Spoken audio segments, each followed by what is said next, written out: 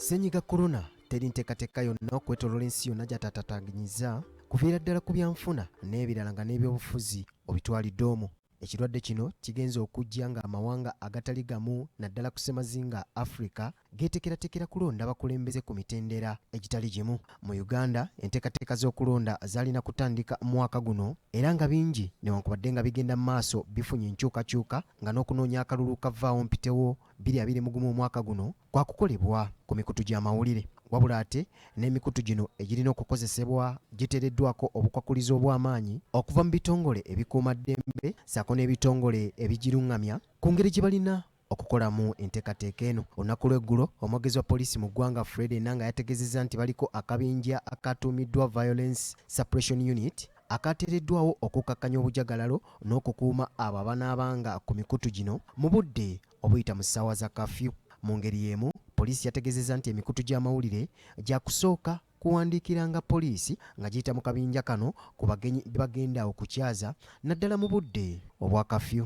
Wemba muyina abagenyi bemba muyise mu studios zammwe ssaawa 3 ssaawa 4 5 6 temutegeeza poliisi nti ku kweno talk show oba kweno debate egenda okubeerawo tugenda kukyaza gundi ne gundi ne gundi oba batadde mu buzibu kubanga bajja ggwa mu patro ekiro balage nti nedda nze mbadde nva ku radio station bweti ate nga poliisi tekirinaako idea. Ku nsonga eno bannyini mikutu gy'amawulire nabalwanirizi b'eddembe ly'abamawulire bagamba nti kino kigenda kuleetawo okuwanvuya ensonga naddala mu kutambuza emirimu gy'emikutu gy'amawulire gino era nga baliko amagezi ge bawadde poliisi. Waliwo abagamba nti oba emikutu giweebwa olukusa okuvuga abantu be bakyaziza babatwale mu maka gaabwe, naye ekyo kisoboka mu mikutu egirina entambula, mulimu egitalina ntambula nga n'abo abakozi nabo beeyiiya okutuuka ewaabwe.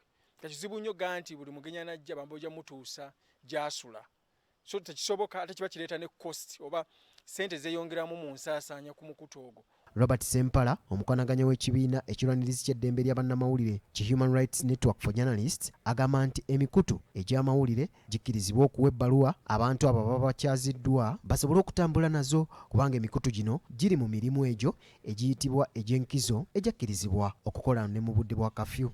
Nti emikutu bagiwe olukusa nti buli gwe bakyazizza mu programu esusa mu biseera bya kafyu omukutu gumuwe ekiwandiiko okutika stampu ya kampuni eraga nti Sempala Robert tubadde naye ku programu avuddeyo kati agenda waka kibe nti bw'atuuka ku abo abakuuma emirembe ekiro asobola okubalaga ekiwandiiko ekyo ne bamuyamba okutuuka ewuwe nga tebamukubye Nsolobotto. Captain Francis Babu omu ku balina omukutu gw'amawulire mu Uganda atubulidde nti tekyalibadde kibi era nga basobola okugondera ebiragiro bino naye bo nga abakwatibwako tebamanyi nsonga zino gye ziteesezebwako. National Association of Broadcasters nawe njogera nti tebanaba kufuna bbaluwa.